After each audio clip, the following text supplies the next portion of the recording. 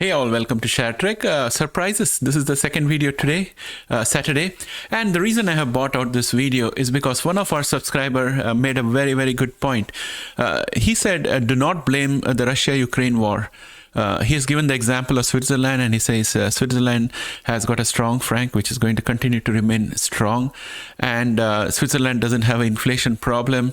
And they have managed their economy very well because they didn't pump the economy with funding during COVID, and they have done a good job. I agree in all the points with him. I agree that Swiss franc is going to remain strong for as long as possible. I also agree with him that the inflation rate in Switzerland is very low. The only point on which I do not agree with him is the point that we should not blame the Russia-Ukraine war for inflation. And in this video, I'm going to lay out the facts. So after our title track, we're going to have a small clip, which is going to show you all the key statistics about Switzerland. And after that, I'll have my argument to present. Let's get started.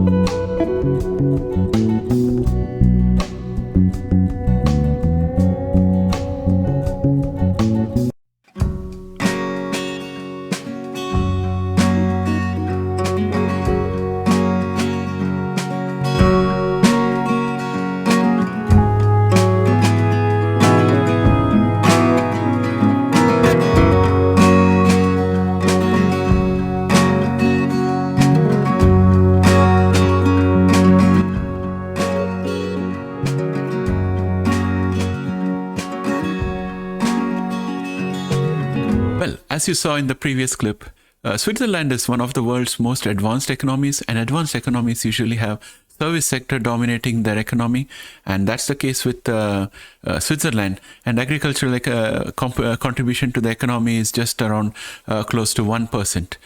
So you can see how advanced the Swiss economy is. The EU is Switzerland's main trading partner.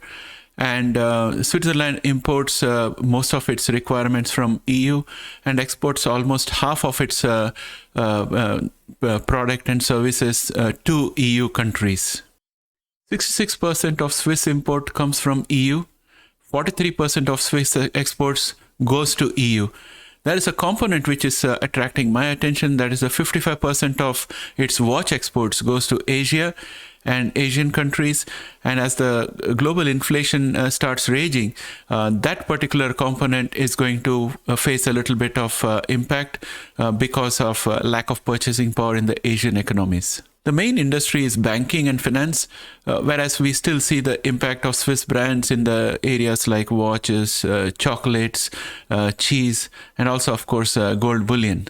Even though agriculture contributes only 1% to the GDP and to the economy, and employs very less people, it accounts for 60% of the Swiss consumption of food.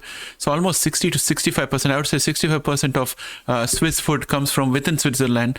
It's all local produce, and the government encourages the agricultural sector with a lot of subsidies to make sure that the country is self-reliant when it comes to food production. And here is the secret sauce for the success of the Swiss economy. There is a deposit of around $6.5 trillion in Swiss banks from all over the world. And one of the reasons why Switzerland has been able to attract so much of money from all over the world into the Swiss banks is because of their secrecy laws. It's a crime in Switzerland to disclose any personal information of a banking client. And as a result, a lot of high net worth individuals from across the world siphon their wealth into Swiss deposits to safeguard and keep it confidential. And in the current global economic condition where interest rates are going up all over the place, Switzerland is likely to be mostly immune to that, mainly because of the fact that the HNIs or high net worth individuals who are keeping deposits in Switzerland for very low interest rates, because Swiss interest rates are very low. They have been negative for the most part of the last decade, and the reason people keep money in Swiss banks, that 6.5 trillion, is not to earn interest. It is for secrecy, it's for privacy, and it's to hide it from their own local governments. So that money is not going to go anywhere. And as long as that money sits in the Swiss bank vaults and they are paying so less for it, it's almost like reserve currency. and therefore Switzerland is not going to face the weakness of Swiss franc anytime soon. That can be assured. So for that, I agree with the subscriber who made the comment that Swiss franc is not going to go weak anytime soon. 100% I agree on that count, but this is the main reason why. Here is an interesting bit of statistics. According to Swiss authorities, Russian funds under fiduciary investment amount to around $25 billion. And in terms of bank deposits, they amount to around $209 billion. So as you can see, the combined amount of Russian funds within Switzerland doesn't make much of a difference considering the 6.5 trillion value of total funds. It's just a small fraction. But there is an estimate of around 16,500 Russian individuals who are living in Switzerland. And if you were to consider people with dual citizenship, Russian Swiss citizenship, that would be almost double the number. So even though Switzerland is trying to cooperate with the sanctions regime, it's having difficulty identifying those deposits because they have been set up with a lot of convoluted unnamed shelf companies and offshore entities so that the ultimate ownership is disguised. Even if Switzerland succeeds and freezes all those assets, it's not going to make much of a difference because the total amount is going to be around less than $300 billion as compared to the total value of $6.5 trillion that sits in Swiss bank vaults. So overall, it doesn't make much of a difference to Switzerland at this point of time, the sanction regime that has been put in place from a banking perspective. However, from the gas perspective, it does make a lot of difference, and it's going to have a big impact on Switzerland come winter. Tourism contributes around 3% to the Swiss economy. It is just one step above agriculture. Tourism does suffer due to COVID, and many countries like Israel and other places have been promoting a lot of ads on television here in Canada to attract tourists. I have not seen any Swiss ads for tourists, but I bet that Switzerland definitely did have an impact on its tourism due to COVID and the lockdowns in various countries and the difficulty to find flights to take people to and fro. So definitely I think the tourism industry would have taken a bit of a hit. I don't have any evidence on the media as such. I have not done that kind of a research. The Swiss Secretariat for Economic Affairs, SECO, has downgraded the prospects for the Swiss economy in 2022 and 2023. SECO considered that due to the Russia-Ukraine conflict, world prices have gone up for animal feed and other inputs that they have. And that is causing a bit of inflationary pressure in Switzerland.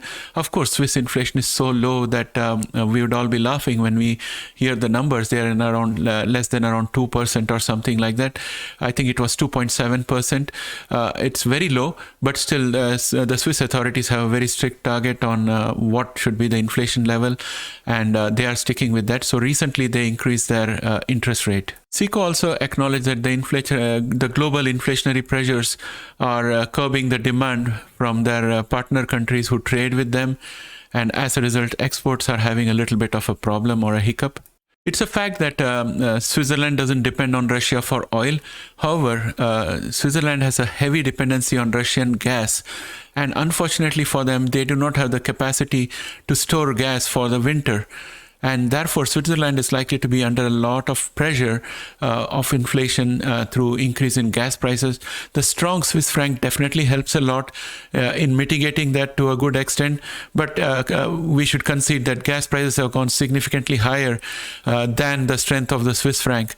And their inability to save and store gas for use in winter, unlike Germany, is going to create problems for them in the long run as winter comes. If the Russia-Ukraine conflict doesn't get resolved before winter, and if the embargoes and the sanctions are not lifted, Switzerland is definitely going to face some problems of inflation that is coming through gas prices. The year-over-year inflation in Switzerland is 2.9% as compared to the previous month of 2.6%.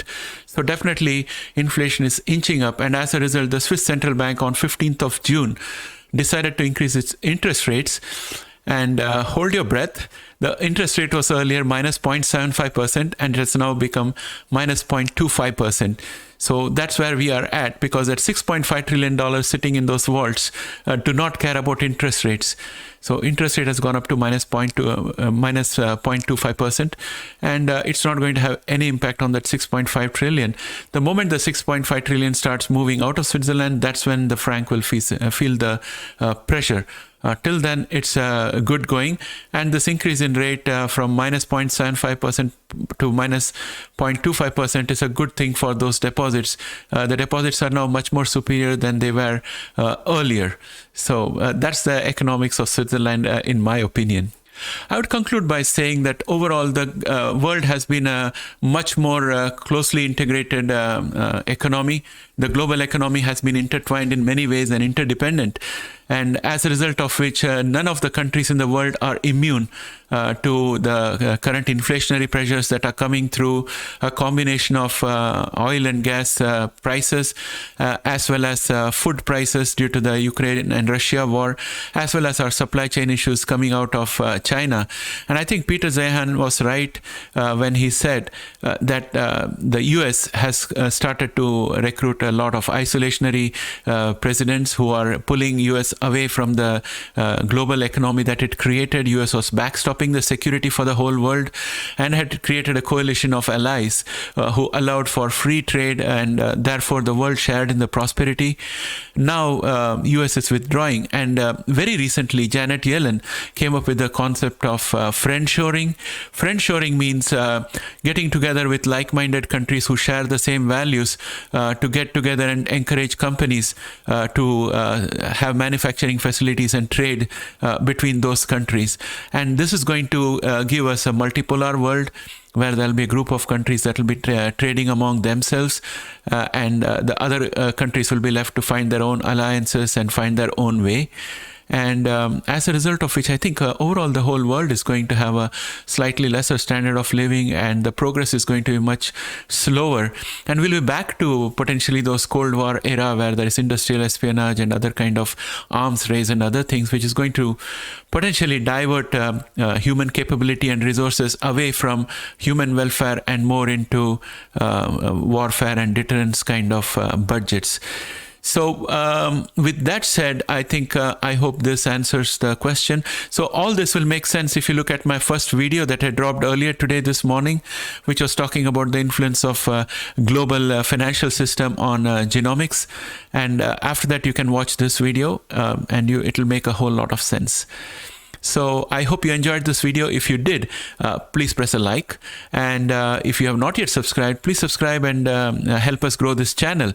And if you know any of your friends who are interested in these kind of topics, please do forward one of our videos to them which you think they would like, and let them have a look at our channel and consider becoming a subscriber out here. It's absolutely free. Thanks, and have a great day and a wonderful weekend. Bye for now.